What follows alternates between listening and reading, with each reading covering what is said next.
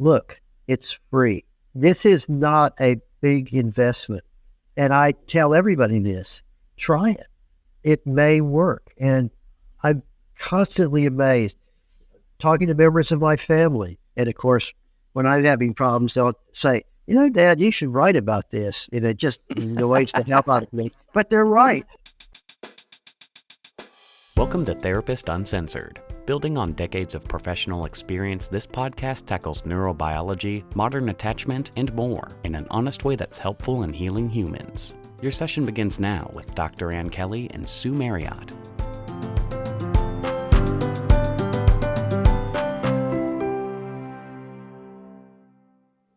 February, the month of love.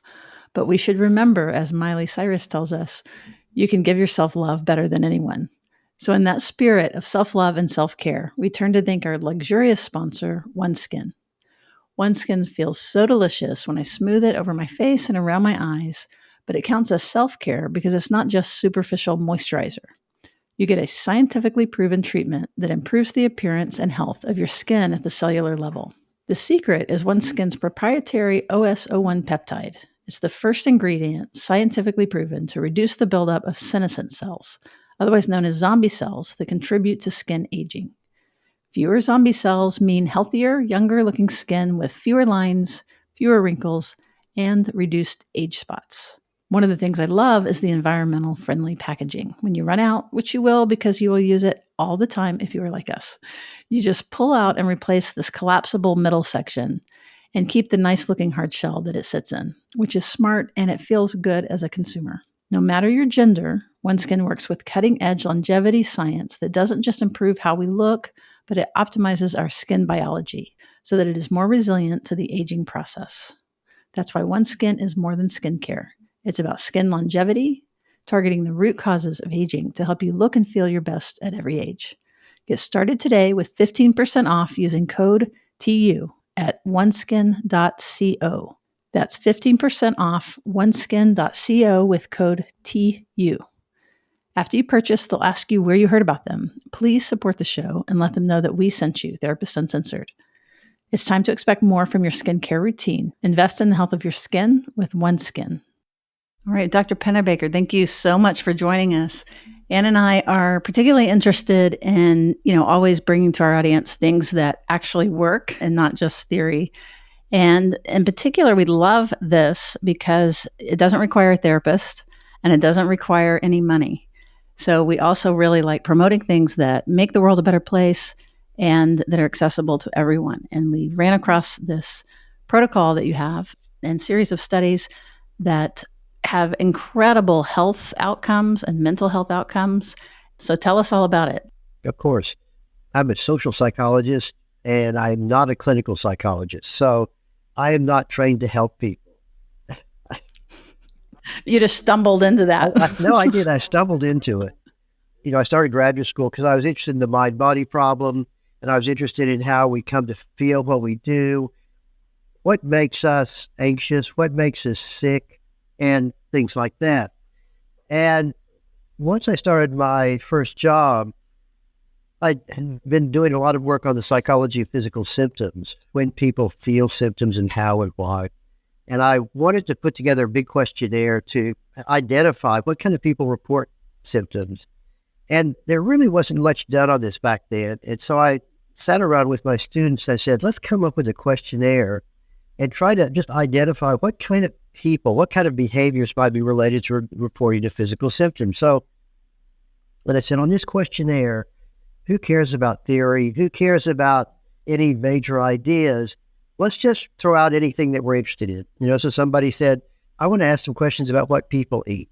Another person wanted to focus on people's relationship with their mothers and fathers, all these kinds of things. And somebody said, how about this?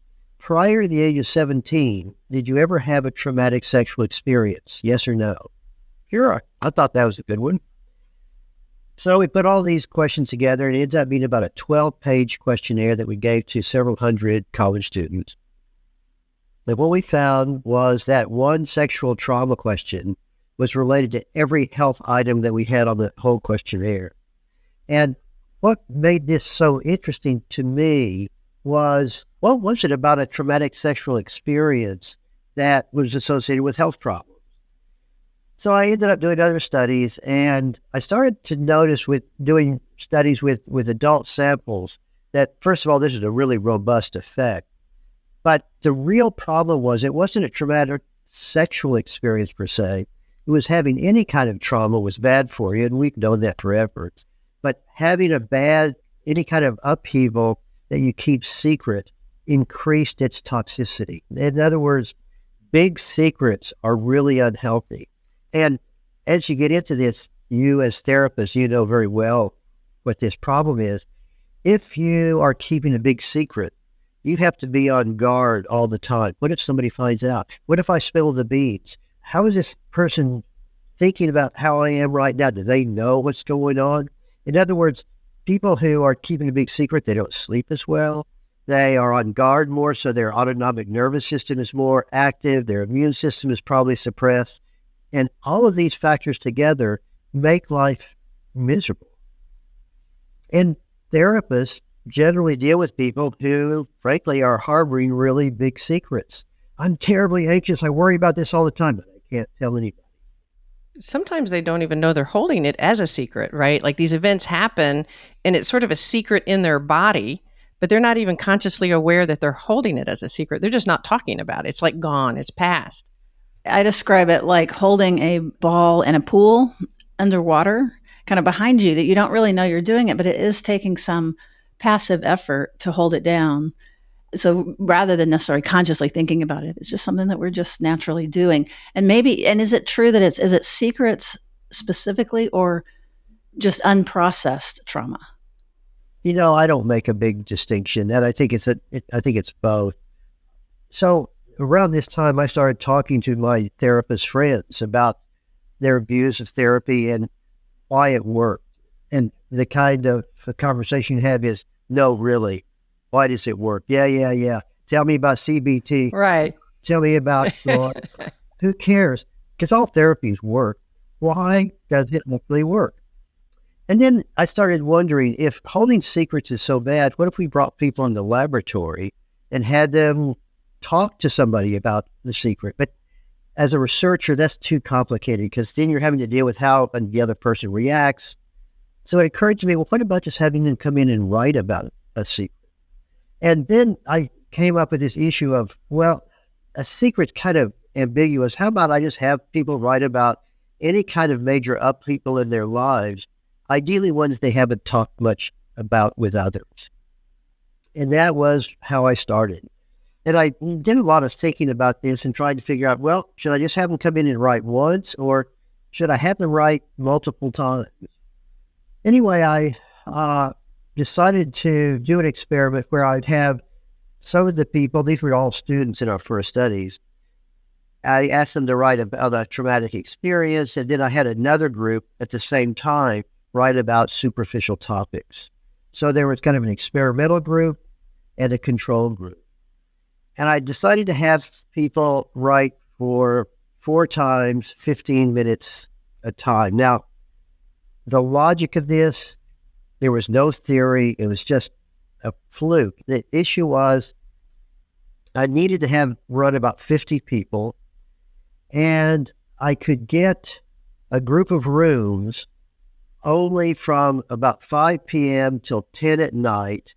And I had to do it in 4 days, because I could do it on Monday through Thursday night. That was why I had people write 4 times. So I'd line them all up. So people would be scheduled every 5 or 10 minutes.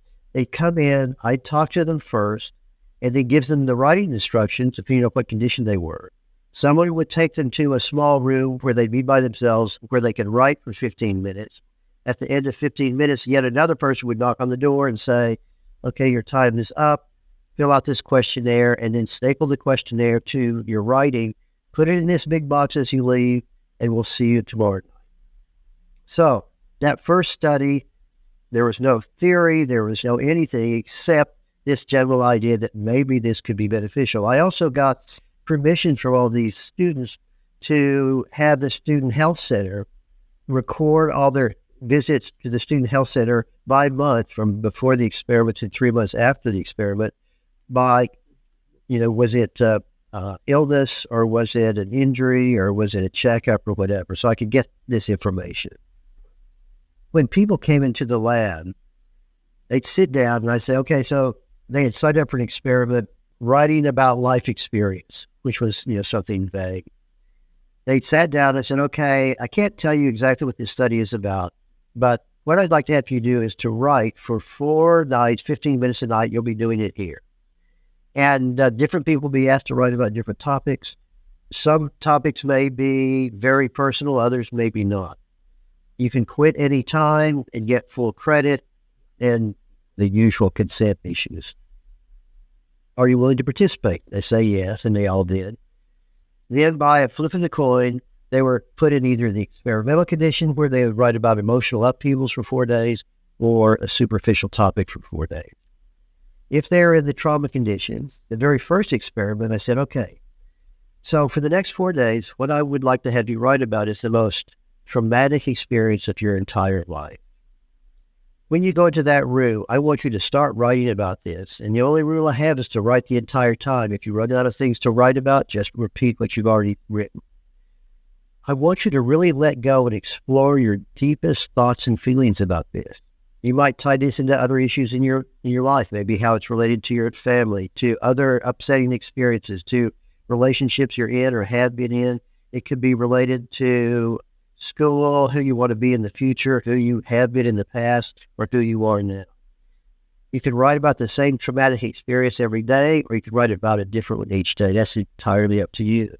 And many of us have not had major traumas, but all of us have had major stressors or conflicts, and you can write about those as well.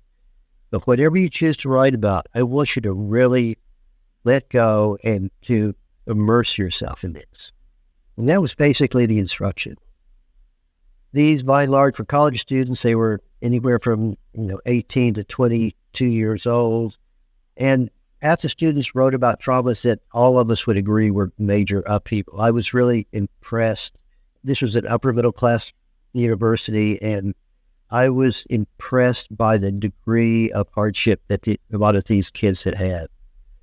And the other issue was the degree to which they almost automatically started writing about incredibly personal, powerful experiences. I was also fascinated about how they would walk out of the lab every night. I could see them and we would talk to them briefly. Some had been crying in the room. Some just were, you could tell, were really exhausted, especially the first night. And by the end of the experiment, especially the first day, they felt worse than they did before they went in. They felt somewhat sad, like going to a sad movie. Nobody flipped out. Nobody, required us to take them to a psychologist or psychiatrist. But the one thing about it was a powerful experience. And what we discovered, compared to people who were asked to write about these superficial topics, and the superficial topic would be describe your dormitory room, describe an event you went to in the last 24 hours, make it very objective. We're just interested in the facts. We tracked the student health records, and the people who wrote about these traumatic experiences ended up going to the student health center about half the rate as people in the control conditions, and also half the rate about people who were not in the experiment. In other words, writing about these deeply upsetting experiences in an interesting way seemed to protect their health. But there were other things that were fascinating about this. Overwhelmingly, they said this was a really powerful, very beneficial experiment. To give you an example, ask any researcher about bringing people in the lab for 4 days to do an experiment and ask what percentage of the people don't finish the study. It'll be 50%. We got everybody. Everybody came and they did the whole thing. Another thing that was interesting was over the next year or two, I'd be walking on campus, and sometimes a student would come up to me and they say, I know you don't remember me, but I was in your study last year, and that study changed my life. Thank you for letting me be in your study. I can tell you that had never happened to me. And it just was a marker of what an experience this was. You really knew you had tapped into something incredibly deep. And that was the start for you, wasn't it? Of like a path that says, I got to keep going forward. That's right. And The other thing I knew was the second time I did the study, you do the study, then you wait several months to go to the Student Health Center to get the data. And I remember coming back from the Student Health Center the second time.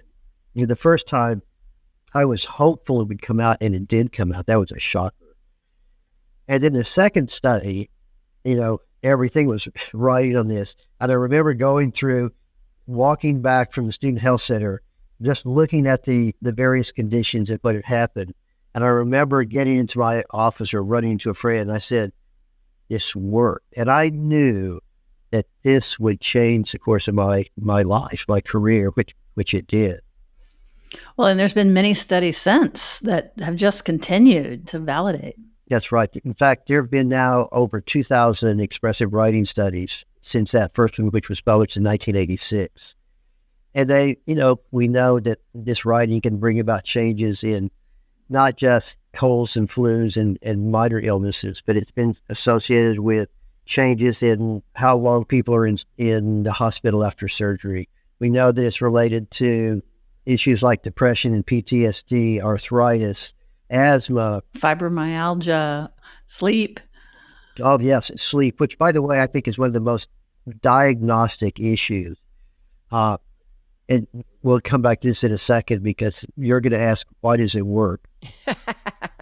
And the other issue is it was associated with people who had been laid off from their jobs. They got jobs more quickly if they wrote about their getting laid off. It's been associated with fertility treatment. It's been associated with, my God, it's breathtaking, the kinds of studies that have been done. And indeed, if anybody out there listening to this wants to know more information, go to Google Scholar. Google Scholar is one of my favorite places because it's essentially appendix of all the scientific literature. Enter search terms expressive writing and fill in the blank. What are you interested in? Probably somebody has done something on it. The first studies I did were 1986, and then I was very active in this for about 10 years, and then I started to move off into other areas that initially were related, but I haven't been involved in research on expressive writing in much detail in the last several years. I can't keep up with the literature. In fact, this morning, I did a quick search on expressive writing studies in the last year, and there were at least 100 or 200 studies. I mean, it's breathtaking. What was really fascinating is you started and it followed even doing blood draw studies. So it wasn't just outcome measures that we were looking at. You looked at immunology studies, the outcomes pre, post, and out, and significant time periods after this. Could you talk about that? The second study I did, I worked with Jan Kiko-Glaser and Ron Glaser. And back in the 80s, they were just starting in this new world of psychoneuroimmunology. And we teamed up, and they were at Ohio State. I was in Dallas at SMU. And that study, we drew blood before the experiment, after the last day of writing, and then again 6 weeks later. And the blood would be sent up to Columbus, Ohio, where they would assay the blood. What we found was that people in the experimental condition showed enhancement in immune function compared to controls. And after that, I was involved in some other immune studies looking at immunity response, but there have probably been a dozen immune studies, and there have been really cool studies on wound healing, where you do experimental wounds on people. There's all sorts of just fascinating things. It's also associated with people making better grades in college or in high school, that people do better on standardized exams like the MCAT or SATs if they do writing beforehand. And I think part of this is expressive writing, in a sense, stills the mind. It makes us, we stop ruminating about the upheavals that we've dealt with. I mean, it sounds too good to be true, really. Like it's the elixir that we all look for, of that it fixes everything and it does everything and it's free and short. Well, let's temper everybody's expectations. Yes, it's free. Yes, anybody can do it. Doesn't always work. I do expressive writing occasionally, once or twice a year. Usually it really helps. Sometimes it doesn't. There you go. I think sometimes there are all sorts of reasons why it doesn't work as well as why it does work. But don't expect this to automatically change your life. It is something that can help put things in perspective, but sometimes it might just be too big or it might be too close. So my recommendation is to try it out, see if it works for you. And if it doesn't, do something else. Go to a therapist, go jogging, do some yoga. The reality is there is no one true way to fix anything. I know that Andrew Huberman just had a podcast and had spelled out this protocol, and it was very specific, but we've heard since then that you would say it differently. And I want to give you the opportunity that everyone's going to be interested in. Okay, how do I do this? What are the prompts? What are your suggestions? One of the big problems is expressive writing. With all these studies, we now know it's a lot more complicated than when I started. At the beginning, I thought I had found truth. Write about a trauma for 4 days. But then I quickly discovered you don't have to write about a trauma. You can write about anything that's bothering you. And in fact, that's the way I write. If I am lying in bed in the middle of the night and I'm obsessing about something that's maybe happened at school or something that happened between my wife and me or with our kids or, why is my ankle hurting? And I'm obsessing about it, so forth. I'll get up and I'll just start writing. What's going on here? Why am I thinking this? I don't write 4 times. I'm not writing about a trauma. But what I'm doing is I'm putting an experience into words that has bugged me. And I think that's the essence of this. It might be helpful for me just to very briefly go over what we know in terms of why it works, and then we can come back to some of the more practical sides of it. Across all of these studies, the first thing I learned years ago is if you're looking for a single explanation for this, you will never find it because there's too many things going on. And I think of this as kind of a cascade of factors. The first factor is merely labeling something, merely describing something.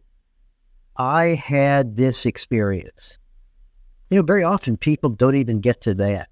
They start to move into this world of, I'm not going to talk about it because if I talk about it, it'll just make me think about it, which is frankly kind of a goofy way of thinking. The important issue, though, is labeling it. The second is to start to describe it. Start to put it in a language-based format. You could write, you could talk to someone, you could talk to a tree. It doesn't matter. And your writing could be typed, or it could be handwritten, or I've done studies where I have people write using finger writing and putting it in the air. And in all those cases, it works. It's the translation of what's inside your head into words. So that's really important. That process also is interesting because when you are describing something, first of all, you're having to do a sentence. When you start a sentence, you're committed to finish that sentence. Unlike if you're just walking down the street thinking about something. You think about this upsetting experience and then you go, oh, I should have said this. I wonder what I'll have for dinner. But here, you are committed to finishing that sentence, and then you're kind of committed to the next sentence and so forth. And what you're able to do is start to put together, you're finding meaning. What happened? Why did this happen? What role did I play? How am I going to deal with this? All of these are issues that you can do with writing. And the other thing I find over and over again is when people write about some experience that they haven't talked about much with others, they start to realize this experience is much bigger than I ever thought. Yes, this happens. Yeah, it's true. I haven't been sleeping because of this, and I haven't been eating, so I've been losing weight, and I've been so nervous I haven't been seeing any of my friends, and oh my God, this is a much bigger thing than I ever imagined. And wow, this reminds me a lot of the last time something like this happened several years ago, and I did the same thing. I mean, in other words, it's helping people to put things together. The next issue is this idea of clearing the mind, clearing the mind. I think Scientologists call it going clear, but I just call it clearing the mind. The idea is that if we have an upsetting experience and we're ruminating about it, what happens is we're thinking about this event pretty much all the time. And if you can stop that rumination, all of a sudden you can process more information. We call this in the clinical world executive functioning, or sometimes referred to as working memory. And there are all sorts of ways to test this working memory. But what you find is people who are under stress, they have much less working memory. They just are incapable of remembering and more forgetful and so forth. So there have been some very fine studies where people are asked to come in, like beginning college students, to write about their deepest thoughts and feelings about coming to college, or a control topic. And what you find is after this, they have greater working memory. And they have greater working memory for several weeks afterwards. And they also do better in school. They also sleep better. And I think all of these are markers of what this expressive writing is doing. There's one other thing that's really important. We know if you're going to stand back and look at what really, really works in psychology, there's only 2 or 3 things that you can really take to the bank. One of them is putting upsetting experiences into words. And, the psychoanalysts, the CBT people, the name your 3-letter therapies, they all involve language. Another thing that you can take to the bank is some kind of relaxation. There's all sorts of types of relaxation, but I think being able to do that is very important. And the last, which is perhaps one of the most powerful, is establishment of a social network, a friendship network. And one of the questions is, I've been interested in, and by the way, I think exercise, I'd throw that in as another one. But this social network, we know that social support is one of the best predictors of improved physical and mental health. One of the things I was curious about was, do people do expressive writing, are their social behaviors changed afterwards? And so what we did was to develop this device where people would wear what we call an ear, it's electronically activated recorder. And it was a recorder that came on for 30 seconds and would go off for 12 minutes. It would do this off and on for 2 days. And one of my former students, Matthias Mell, who's at the University of Arizona, has really taken this to the next level in terms of ways of doing it. What we would do is we'd have people do the ear for 2 days, and then a week later they do the expressive writing, and then we'd have them wear the ear again a month later.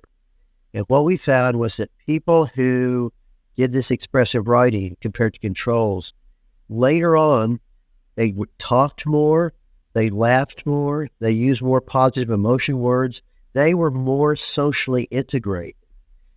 Now, we gave them questionnaires and asked, has your social life changed and so forth? The questionnaires didn't show anything, but these objective markers of being socially integrated did. So you can see expressive writing is changing the way we're thinking, it's changing the way we're feeling, it's changing the way we're sleeping, it's changing the way we're connecting with others. So it's all of these features that can make a difference. Well, yeah, it still sounds like an elixir in this wonderful way. I keep translating what you're saying into kind of therapy language, the way that we think of it. And what's so nice is it does dovetail so much with the neuroscience and name it to tame it. And creating a coherent narrative is part of secure attachment. So that tracks just incredibly. I do wonder, I know that you've done all the different research related to even finger writing, which is so interesting, but you're saying thinking about it doesn't work. But what about talking? Honestly, I think talking can be the best, but this is a high-risk game. It's like poker. You can tell another person about this horrible thing that happened to you, and we've all had this experience. You start to do this, and you look at the other person, and you see their facial expression, and you can see the horror in their eyes, and you realize, whew, this was a bad idea, and then you change topics. But there's also people often keep the secrets because they know if they say it, it's going to mess the family dynamics up. And sometimes they are completely right. Or that people will think less of them. Yep, that's a good possibility as well. So if you can be certain that the other person will be, show unconditional acceptance of you, then I think talking, that would be my first choice. But if you want to be safer, try writing first and then talk. Yeah, and I love your idea that it doesn't matter if anybody reads it, that you can throw it away, that you even advise throwing it away. I think that is great. I was also thinking that part of the writing process is if you, especially at the beginning of something that you've really been holding back, I think there's this element of social judgment. Even if you trust the friend, you have this self-analysis of what they're going to, you have this meta view of what are they thinking about what I'm saying. So it's harder to drop as deeply into your own experience of when you're just writing purely and you don't have that thought, I'm going to tear it up at the end or nobody that I know is going to read it. There's this freedom for authenticity and openness to connect without the meta view of what are people thinking. And I think especially today, it's harder and harder for people not to think about what are people thinking about what I'm thinking with social media, et cetera. Everything's kind of a outside in view of self, and writing is such a direct experience to your internal process. I think that's a really good way of putting it. I also have noticed over the years that people would come in our studies and they'll write about something that they've not talked to anybody about. And then when we contact them later, we'll ask, how many people have you told about this experience? And a high percentage of people have now talked to other people about this experience. You know, part of it, they realize it's not as horrific as they thought, or that they now have a different perspective on it than when it may have happened, several months or years before. And you make a distinction between journaling, just what we typically think of as journaling. And I'm also just thinking about like clients, or, just talking versus this kind of talking or this kind of writing. Can you say a little bit about that? Well, I do make a big distinction between, keeping a diary or journaling. To me, journaling means doing this every day for the rest of your life, which I can't imagine. That sounds horrible. I would never do it. I know some people do it. Great, it's beautiful. But for me, no. My approach to this is, look, this is like a Band-Aid or penicillin or something like that. Try it for 3 or 4 days. And if at the end of 3 or 4 days it doesn't work, do something else. And if you're feeling better after 3 or 4 days, great, stop and go enjoy life. Should you write when you're happy? I don't. Why would I want to try to understand why I'm happy? I just like being happy. But the content is different, though. That's right. I think, right? The journaling, we're writing about our day or maybe talking about our feelings. That's exactly right. That's exactly right. So this might get us into more of the detail of like, how would you prompt someone? Like what specifically might you say? So this is what I think has been, for me, the biggest breakthrough over the last 20 years. And that is, there is no one true way. I'm giving you a detailed roadmap of how to do this. And here's the detailed roadmap. Well, go do some writing. See if it works for you. Okay, what should you write about? Any damn thing you want. If you're upset about something, write about that. And promise yourself you'll write at least, say, 3 or 4 days for at least 5 to 15 minutes each day. And again, if you don't find any benefit, no harm, no foul. It still was free. However, this is a technique that can be very beneficial. Now, initially, I had people write about the most traumatic experience of their lives. I don't do that. It depends on who asked me to come in and talk to them. If they've just been diagnosed with a disease, I'll say, if you want, write about this diagnosis and explore your deepest thoughts and feelings. But you might find some other topics are just as important. Having this disease also might have major implications for your marriage. It might have major implications for your career or whatever. In other words, try to approach writing as a method to better understand some topic that is weighing upon you. Some people say, well, you should write with your non-dominant hand. Sure, try it out. Some people really find value in it, and some don't. I don't, but that's just me. Some people think that it's better to write a story or to write it in third person.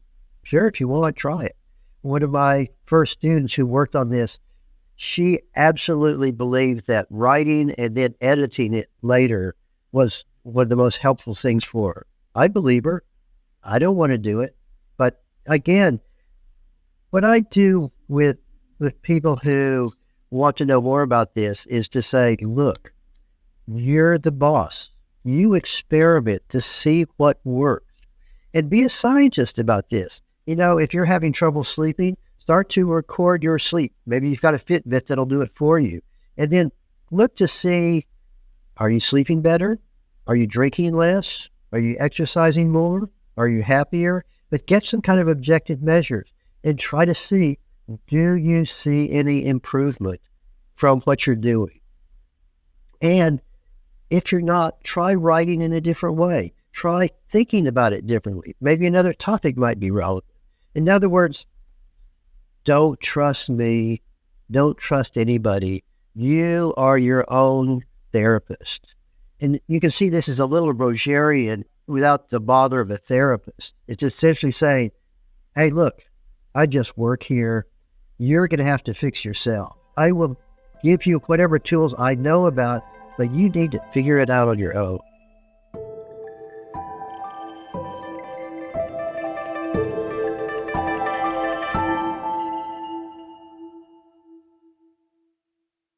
There are a lot of things in life that you can and should compromise on, but mental health care is not one of them. Rather than thinking it's impossible to find a psychiatrist near you, or an available therapist that takes your insurance, or a primary care physician with openings, check out ZocDoc. ZocDoc is a free app and a website where you can search and compare hundreds of types of highly rated in-network doctors, including mental health providers, and instantly book appointments with them online.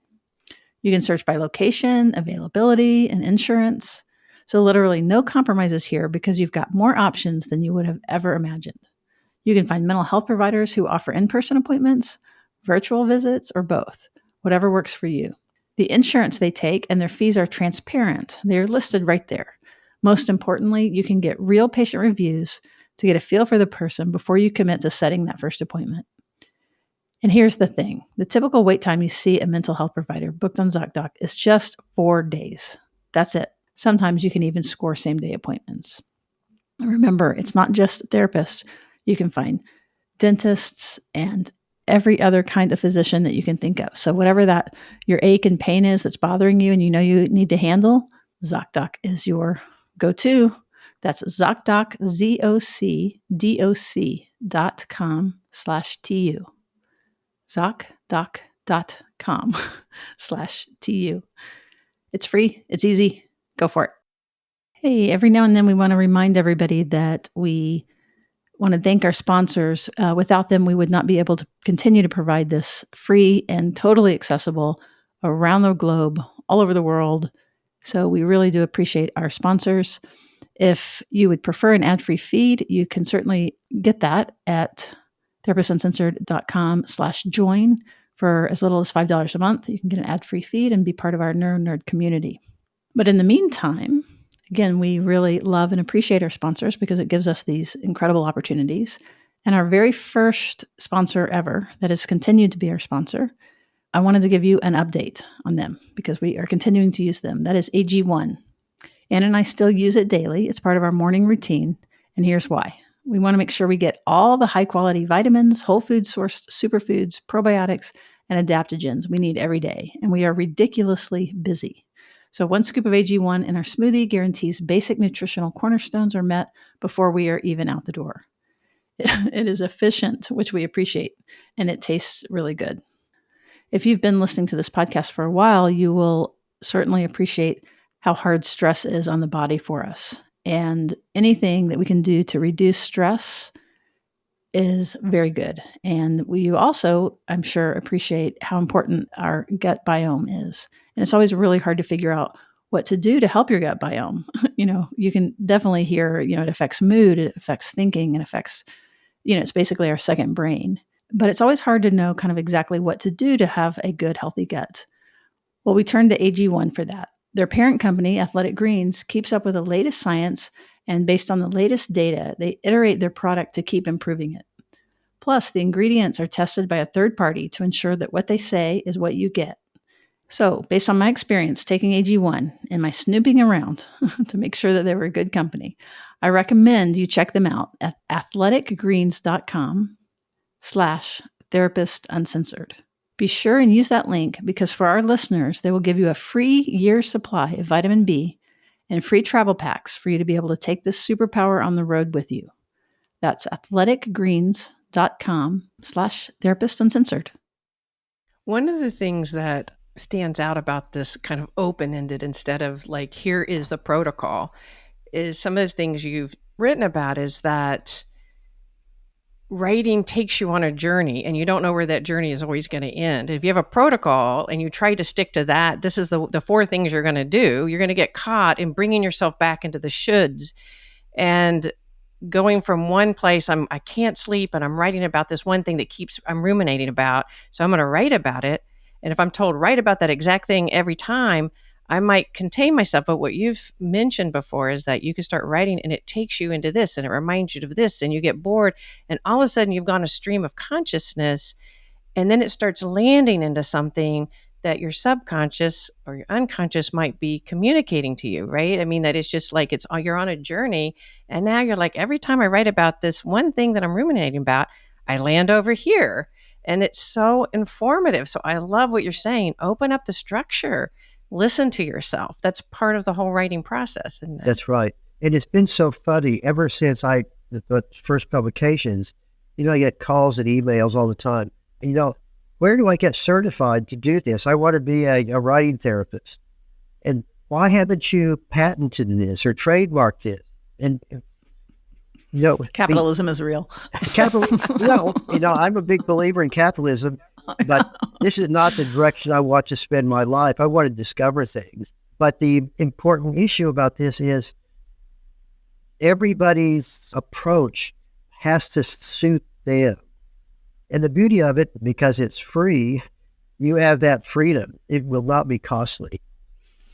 Well, I was thinking, though, too, that as far as this, how it works and why it works and the immune system, but there was also some findings about language and language changing. Would you want to speak to that a little bit? I'll talk a little bit. The big danger is I'll go and just start talking for the next 2 or 3 hours. After, I guess, I'd published the first 2 or 3 papers on expressive writing, I became obsessed with the question, can you identify healthy writing by the way people are writing in the experimental condition? And, one of the issues was that we would do these studies. We might have 30 people who are writing about traumatic experience. Not all of them get healthier. And of course, our measures of health are really crude. But who benefits and who doesn't? So I initially got a group of counseling psychology people in a master's program to go through these and to evaluate these trauma essays. How insightful are the people? To what degree are people using causal thinking? To what degree are they emotional? To what degree are this, that, and the other? It took them forever to do those ratings. That people didn't agree at all. Several of them got depressed just reading all these depressing essays. This was not an effective strategy. So I thought, I had taken a computer course in college. I had looked for computer programs and there weren't any, and I'd call some computer scientists around the country, and they all said it was a good idea, but they didn't know anybody who was doing anything. So working with one of my graduate students at the time, Martha Francis, we put together a computer program called Linguistic Inquiry and Word Count, LIWC. And I know it doesn't appear to be pronounced this way, but we call this LIWC Luke. It's the Luke program. And the Luke program would allow us to go into any text and analyze it in terms of its emotional tone. Is it positive, negative? Is it high in anger, etc.? Cognitive dimensions. Are people using causal language? Are they using what we call self-reflection language, where they're using words like understand, realize, know, meaning, things like that. And many other dimensions of language. And once you start, we initially had about 10 dimensions of language, and then we thought, we ought to throw in pronouns and prepositions and articles and other parts of speech. And what we discovered early on was that there were certain kind of fingerprints of healthy language. And if people used positive emotion words they benefited more than if they didn't. So if they use words like love, care, etc. But it's kind of ironic. They're writing about horrible things, and often they'll say, I'm not happy, nobody cares about me, etc. But ironically, that person is better off than someone who doesn't use those words. Because if someone says they're not happy, they're still thinking along that dimension of happiness. A person who says they're sad and miserable is probably more at risk. And what we found was that people who used a moderate number of negative emotion words benefited the most. If they used way too many, that was problematic. They were probably, ruminative, maybe depressed. Or if they didn't use any at all, they were probably psychologically distancing and not much in touch with what they were writing about.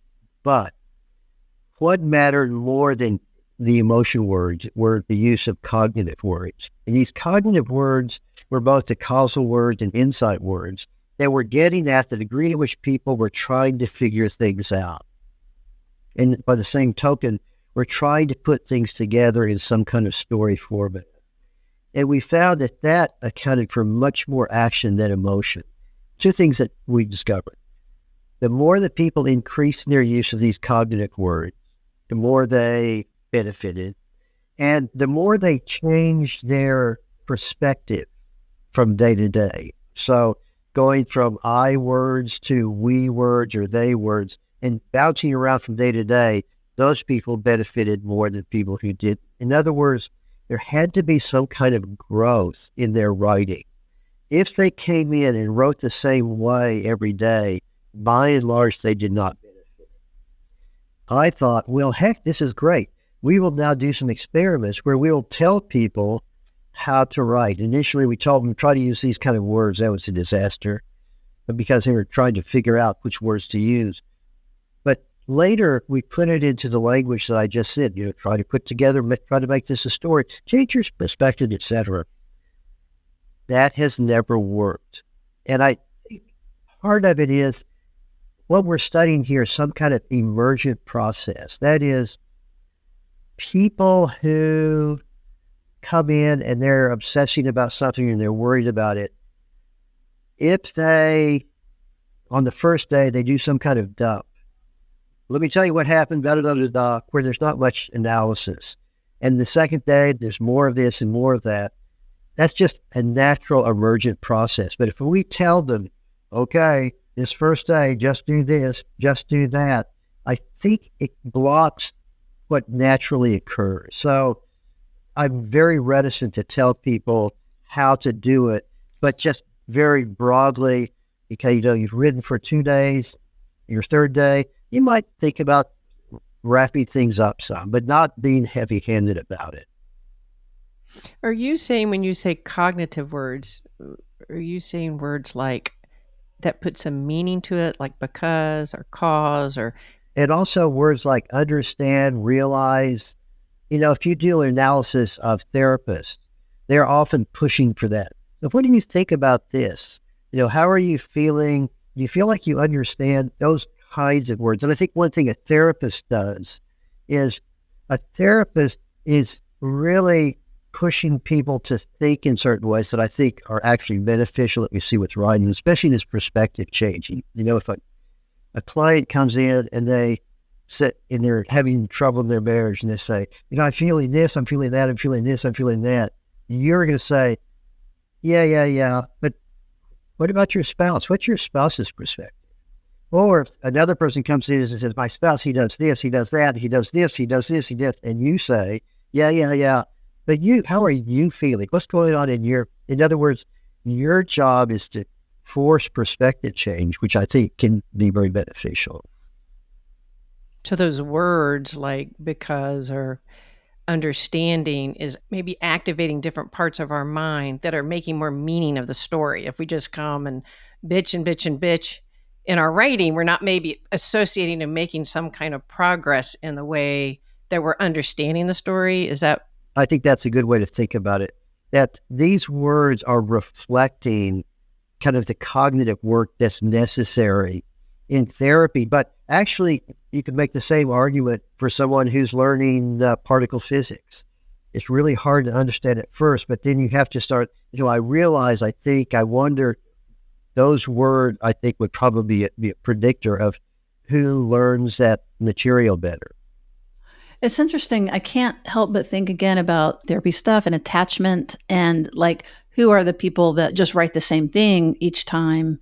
And also, I've heard you say it's not what you say, it's how you say it, which is a very much, in the attachment literature is that they're listening for style of speech. So do you know much about, is there an overlap about some of this attachment, is this another way into those categories?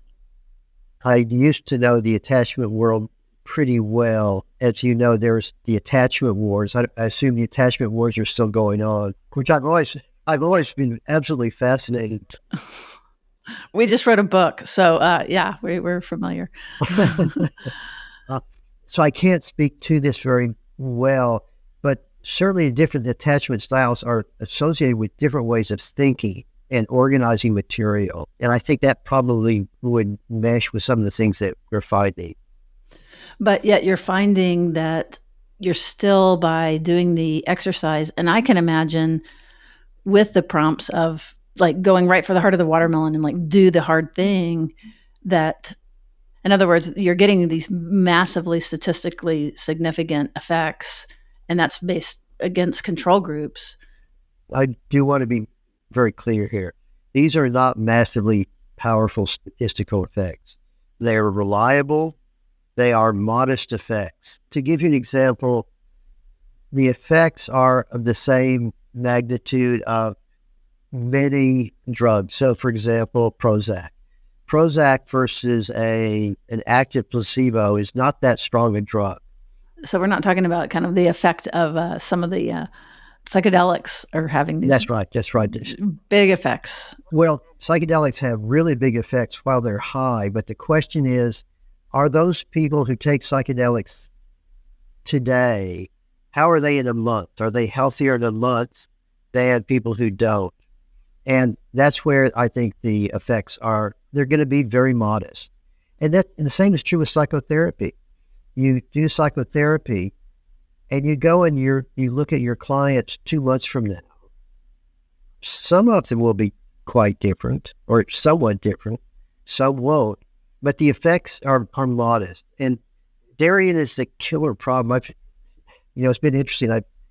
This world has taken me in all these different directions. So, for example, one of my favorite, this is taking us in an irrelevant direction, but it's interesting. Hey, it's Therapist Uncensored, so we can say anything we want. Go for it. So one of my favorite studies was a study that was done 30 years ago.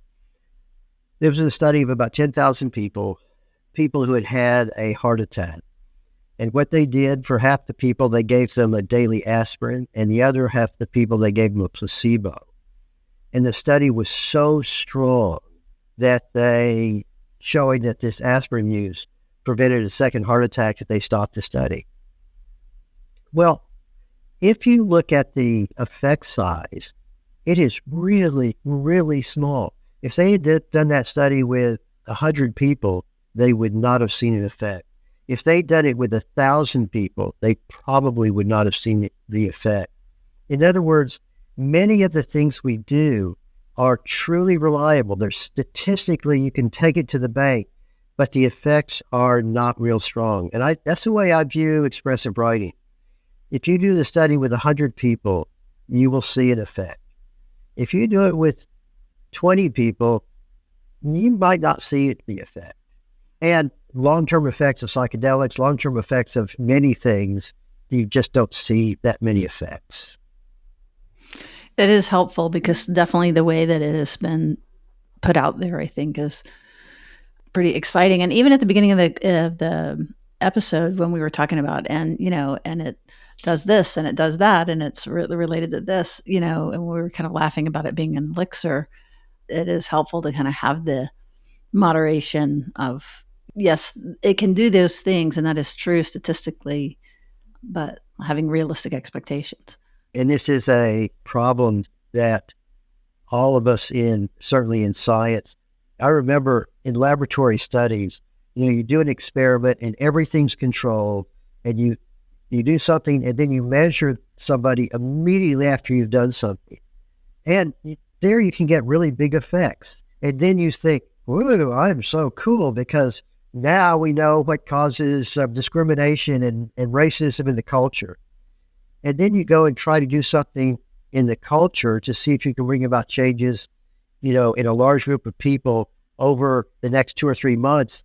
And it's almost impossible, because once you go outside the lab, all this stuff is impinging on people. And that's why when I can do an expressive writing stuff with 50 people or whatever, and I am finding that people on average are going to the doctor less, I didn't appreciate how powerful that was. And in fact, the first studies I did it at SMU. SMU, all the students live on campus, and right there in the middle of all the dorms is the student health center. Turns out if you're close to a student health center, you go to the student health center at much higher rates than if you have to walk, half a mile. When I moved to the University of Texas, I did my first expressive writing study, and students hardly ever went to the student health center. Had I done that first study at the University of Texas, it wouldn't have come out, because people didn't go. That's just in talking about bringing back all my PhD studies and hammering about effect. And I remember in writing a dissertation that if you got any of an effect, a 0.1, it's like you were so excited, but you're pointing out something that's really important. It isn't because it has a modest effect that it isn't incredibly powerful. It is very easy to miss an effect. We don't want to overestimate it, make it an elixir. But like you're saying, and what I love about your studies is that you did find an effect and you knew it had meaning. It wasn't you were doing this research study to find that effect. It was like, oh, wow. And then you continued to explore it, which is such authentic research. And you kept going with, wow, now let's look further, rather than having the presumption of what you wanted to see and you're researching it.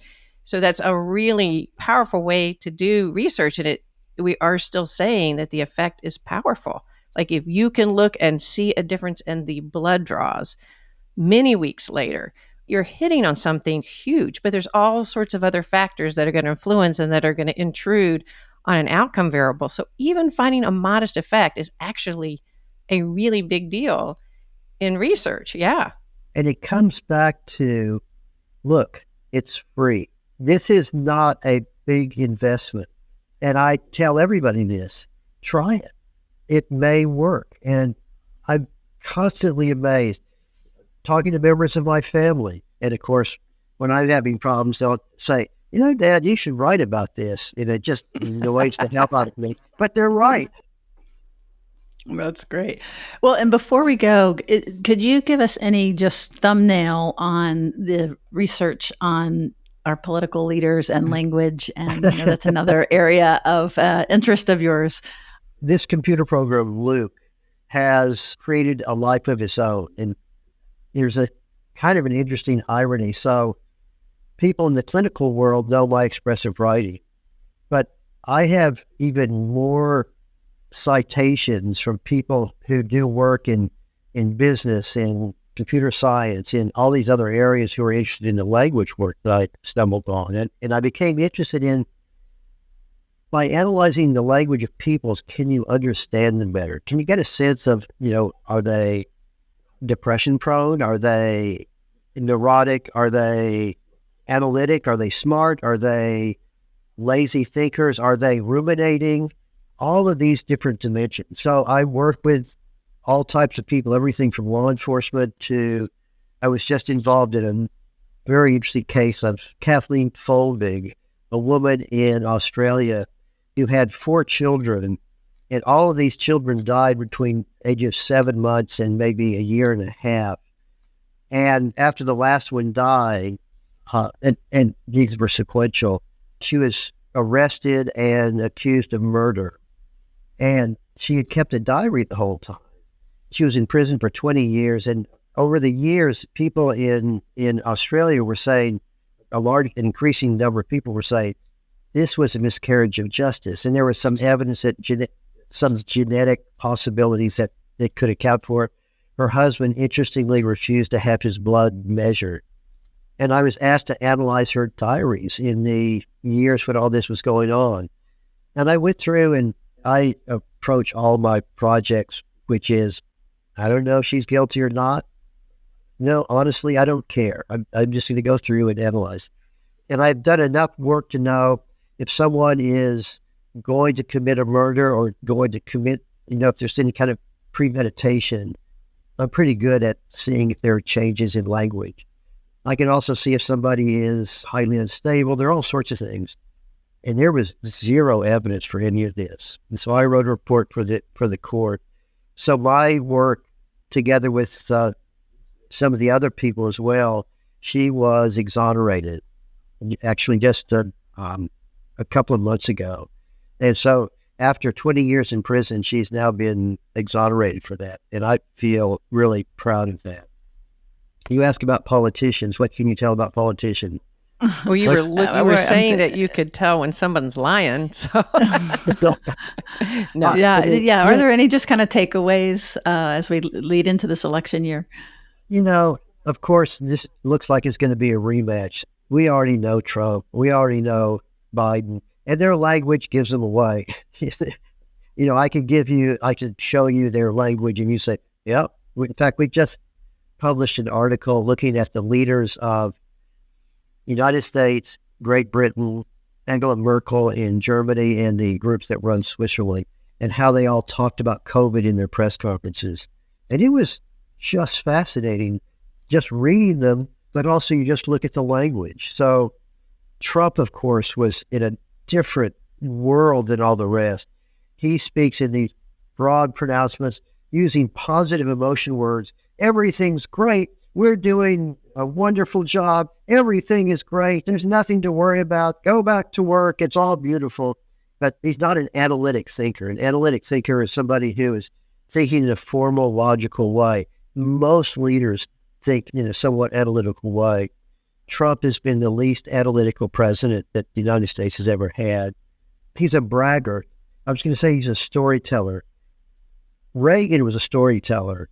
Trump is not very good at stories either. His language is, by and large, fairly disorganized, but very social and very, very simple language. Biden is actually quite social. He's also a storyteller, but he's much higher in analytic thinking.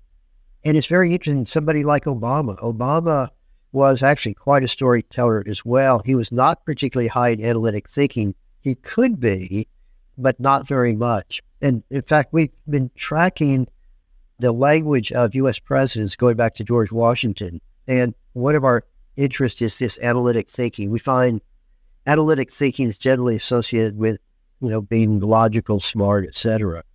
And what you see is starting in, the 1800s, the analytic thinking was pretty high. And then it came to about Teddy Roosevelt and then Wilson in the end of World War I. And all of a sudden, the analytic thinking of presidents just started dropping, with Trump being the lowest, and the second lowest actually was probably Obama, which is kind of weird. And at the same time, we can also measure clout, the degree to which somebody speaks with authority. And what you see in the 1800s, clout was kind of modest. And then after World War I, clout started going up, and it's been going up and up and up. And here we have Trump, the highest. Obama was quite high as well. And what this is I think it's mass media, that our leaders have gotten the message that we have to speak as though the audience is stupid, but speak with absolute certainty. That's what's been happening here. We're also seeing this to some degree in the UK and in Canada and Australia as well. And I think it's part of this media awareness that is what makes for a good leader. Speak with certainty, speak with confidence. And we know speaking with confidence is a scary thing, because most people who speak with confidence are people that we're more likely to trust, and we objectively should trust them far less. That was so fascinating. And just to clarify, when you're saying low analytical and high confidence, you're analyzing their language, not their personal brilliance or whether they're smart. You're analyzing how they promote themselves in their speeches.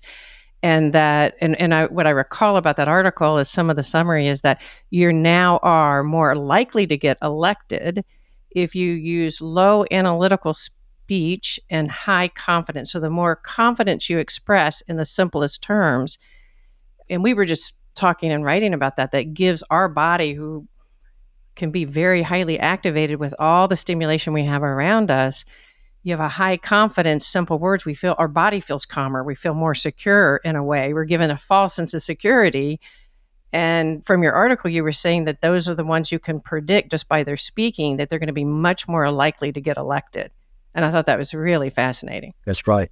It's so interesting. Yes, it reflects the leaders, but really it reflects us, the people. Yes. And we're suckers. We like Cheetos. We like Cheetos for our food, and we like Cheetos for our leaders. I love Cheetos. Me too. We do. They're simple, they're sweet, they're crunchy, and that's how we are choosing our leaders. That's really interesting. Being able to look at language in such detail. You're not expressing political judgment in this. You literally are looking at their language and the predictions of that. So it's something for us all to be mindful of, isn't it? Do we really, really want to be eating Cheetos for the rest of our lives? That's right. And you look in the past, and a lot of the presidents in the past have been really boring, but they've been sane.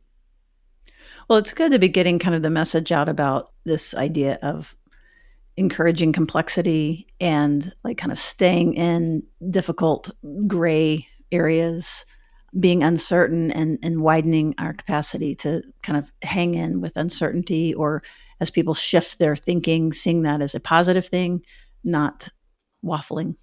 I should also point out, these concerns are something that I see in education. I see it in therapy. I see this with MDs, that the MD who's the most certain often is viewed as most effective, even though they might be screamingly incompetent.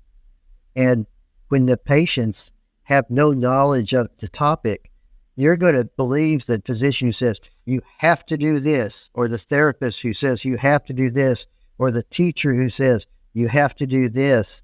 People are suckers for it. We're suckers for it because our body feels insecure, and we don't like that sense of insecurity, right? We want to feel secure. And so I love the message that we're sending is like actually like the words of cognition that you were mentioning.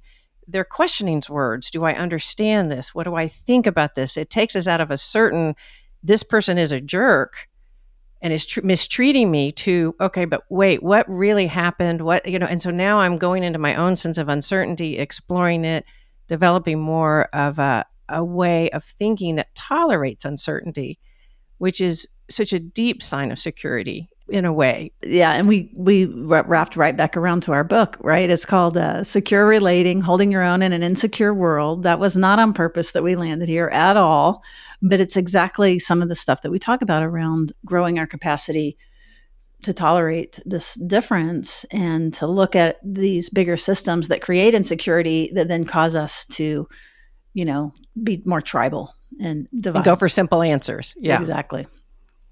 This was good. so fun. Yeah, absolutely. Now, if people are interested, where might they reach you? How might they get a hold of you or find papers about you? They should go to my website. Which is? I don't know. Look your name up. This is Jay Pennebaker. Yeah. Go to Google. Okay, just a second. It'll be in we'll have it in our show notes, so no worries. And we'll post your papers and stuff. That's right. I've got a couple of books that feel free to buy, but also a lot of papers that you can just download. That's great. And you want to say the books? What are the ones? So one of them is The Secret Life of Pronouns, which talks a lot about the nature of language, and then Opening It Up by Writing It Down. Opening It Up by Writing It Down. Okay, that's great. Well, we're going to link all of this. And there was I think the article, the 2016 article, I think, where that you were reflecting on some of the studies. We got a copy of that. I think it was behind a paywall, but is that something that we can put in the? Oh, yeah. Okay. Again, go to my website and you will see the one of the links is publications. Go there and it's probably there, and you can tie in that URL because anybody can get it. Okay, that's wonderful. All right. Well, thank you very much. We appreciate the deep dive and really appreciate your work. You bet. I enjoyed it. You guys are doing a great job. Well, thank you. Thank you so much, and we'll see you around the bend.